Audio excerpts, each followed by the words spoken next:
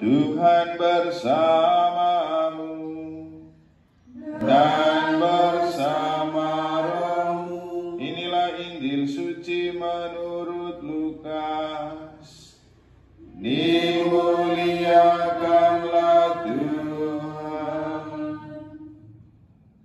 Pada suatu ketika Yesus menceritakan suatu perumpamaan kepada murid-muridnya untuk menegaskan bahwa mereka harus selalu berdoa dengan tidak jemu-jemunya. Ia berkata, di suatu kota ada seorang hakim yang tidak takut akan Allah dan tidak menghormati siapapun. Di kota itu ada pula seorang janda yang selalu datang kepada hakim itu dan berkata, belalah hakku terhadap lawanku.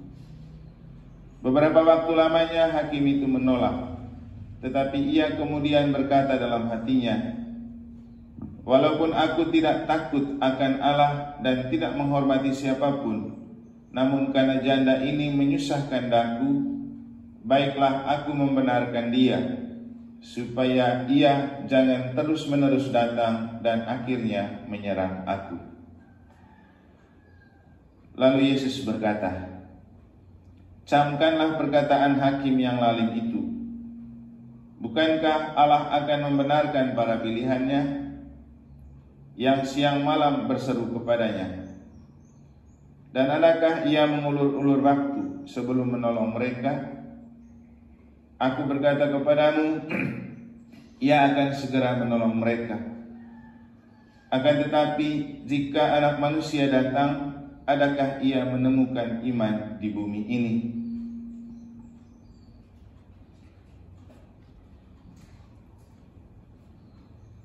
Demikianlah sabda Tuhan. Terpujilah Kristus. Akan tetapi jika Anak Manusia datang, adakah ia menemukan iman di bumi ini? Para suster dan saudara-saudari terkasih, ini adalah pertanyaan Yesus sendiri yang menunjukkan bahwa iman itu penting untuk menjadi bagian dari kehidupan seiring kita menghirup dan menghembuskan nafas. Kata Santo Yohanes dalam bacaan pertama, salah satu bentuk ekspresi orang yang benar-benar beriman adalah menghargai setiap orang, apalagi orang asing. Kalau tidak, maka ia bukan beriman atau hanya KTP palsu.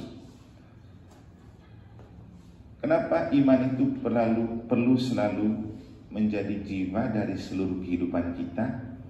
Karena supaya ketika Yesus datang kapan saja, ia tetap menemukan kita beriman. Maka beriman tidak musiman. Tapi sering terjadi dalam kehidupan kita menemukan bahwa orang itu beriman musiman. Kalau kita yang hidup rohaniwan-rohaniwati ini jelas, waktu doa kita jelas. Sampai-sampai suster minta misa pagi supaya sore bisa ibadat dengan enak gitu. Tadi di jalan sempat saya berpikir begini, kita ini doa terus-terus, tapi kenapa semakin terus berdoa, kita semakin merasa bahwa kita belum banyak berdoa. Atau semakin berdoa, kita merasa semakin kurang imannya. Dan memang itulah iman yang benar. Semakin mendekatkan diri dengan Tuhan, semakin kita merasa macam kita belum menemukan apa-apa. Artinya, iman yang benar itu selalu muncul dalam rasa penasaran. Kalau dalam bahasa teologinya, tremendum et fascinosum. Menakutkan tapi mengasihkan. Tidak mengenakan tapi menarik. Doa kita yang hidup membiara ini, kita merasa kok doa terus-terus, tapi sayang kalau kita tidak melakukan. Kenapa? Bagi kita doa itu bagian dari kehidupan, seperti kita menghirup nafas. Kalau tidak berdoa, maka rasanya hampa. Tapi kalau iman musiman, itu dia akan berdoa tunggu musim-musim tertentu. Misalnya pas ujian berdoa, pas ada persoalan baru berdoa. Atau kalau di paroki kita melihat kentara sekali iman musiman itu ada. Kalau lagi mau nikah pasti dia ke gereja. Kalau sudah selesai nikah hilang lagi. Kalau pas anaknya mau baptis pasti muncul. Itu ayah, ibu, opa, oma, kakak, adik bisa semua satu kali ke gereja. Tapi kalau sudah selesai hilang. Nah ini iman musiman. Dan iman musiman itu memang menjenuhkan dan menjemukan. Ketika musim lagi tidak enak, pasti tidak mau berdoa. Tapi Yesus mengajak murid-muridnya untuk tidak jemu-jemu berdoa. Dan rasa tidak jenuh dan tidak jemu berdoa hanya bisa ada kalau kita menjadikan iman sebagai nafas kehidupan atau jiwa dari kehidupan kita. Dengan kata lain, motor atau mesin kehidupan kita adalah doa. Dan memang bohong kalau orang bilang beriman tidak pernah berdoa. Atau bohong kalau orang bilang dia berdoa tapi dia tidak punya iman. Karena iman dan doa itu seperti dua sisi mata uang yang sama-sama berarti dan berharga. Atau seperti mobil dan bensin yang seiring sejalan. Yesus di bagian akhir Injil mengatakan ketika anak manusia datang, adakah iman di bumi? Dan iman tidak bertumbuh kalau tidak berdoa. Ini satu hal yang penting. Iman tidak bertumbuh kalau tidak berdoa. Dan gairah untuk berdoa juga tidak akan pernah ada kalau tidak ada iman. Semakin kita beriman, pasti semakin kita ingin berdoa. Semakin kita terus berdoa, kita semakin merasa bahwa iman kita masih kurang. Maka pertanyaan para murid yang beberapa hari lalu kita pakai di sini bukan pertanyaan, permintaan para murid waktu masih ada suster jenderal mereka. Tuhan, tambahkan iman kami. Ini orang yang setiap hari hidup bersama Yesus masih merasa kekurangan iman.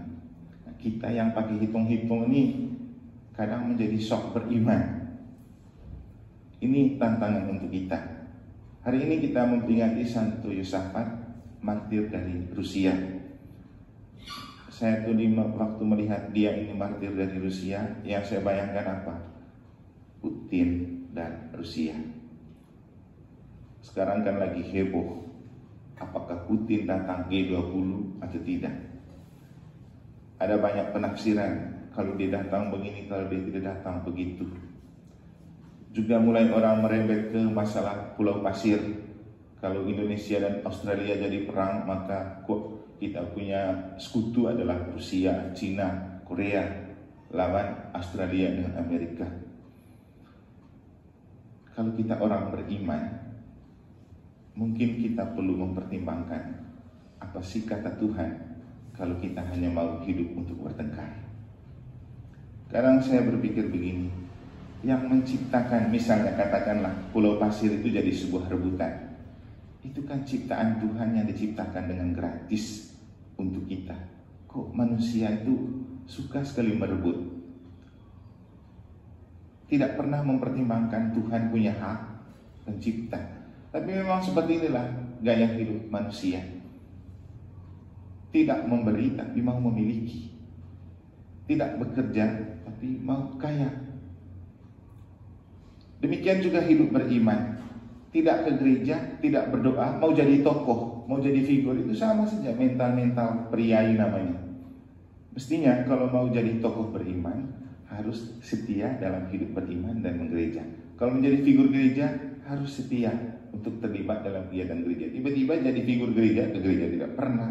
Jadi tokoh beriman, tidak pernah kita lihat doa bersama. Itu tidak bisa. Nah, Santo Yosafat ini seorang figur yang digadang-gadang untuk menjadi seorang pedagang, dan dia disekolahkan di sekolah pedagang.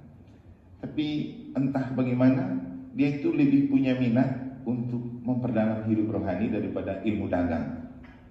Kemudian ia mencoba merawat hidup rohaninya dengan berdoa, meditasi, dan hal sederhana yang dia lakukan untuk menumbuh kembangkan imannya adalah menjadi lektor dan nyanyi di gereja.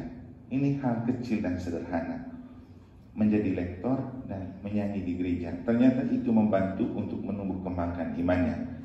Ia kemudian makin bertumbuh dan kuat dalam iman, dan kemudian kekuatan iman itulah yang dia pakai untuk berjuang membebaskan Gereja Katolik Roma dari rongrongan orang-orang di Turki, terutama kaum Ortodoks pada waktu itu yang anti Gereja Roma dan mengajarkan hal-hal yang kemudian membuat orang di Rusia itu membenci Gereja Roma. Ia kemudian berjuang untuk memulihkan citra Gereja Katolik Roma, walau ia menanggung risiko tidak disukai, dibenci dan disakiti, tapi ia tetap terus berjuang dengan kekuatan doa untuk memulihkan kembali hubungan Gereja Rusia dan Gereja Roma, dan kemudian itu sukses. Nah, ada satu prinsip yang dia bangun ketika ia berjuang untuk itu.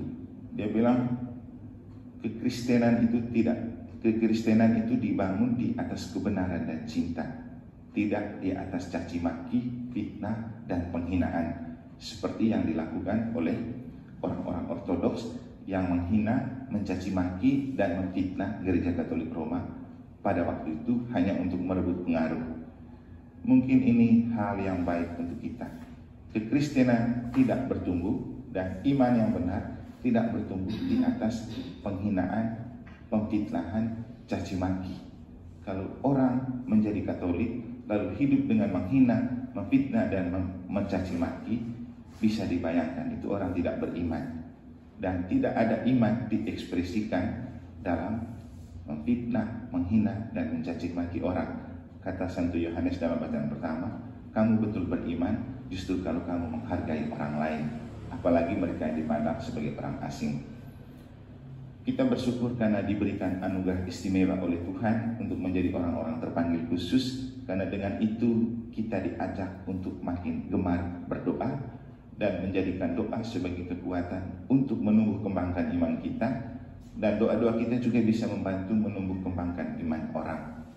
Karena kata-kata Yesus terakhir sangat penting, ketika Anak Manusia datang, adakah ia menemukan iman di bumi? Setidak-tidaknya kalau sesekali Yesus datang ke negara, dia melihat iman itu ada dalam diri kita yang sering berdoa. Jangan berharap pada diri umat yang sesekali berdoa. Semoga Tuhan memberkati.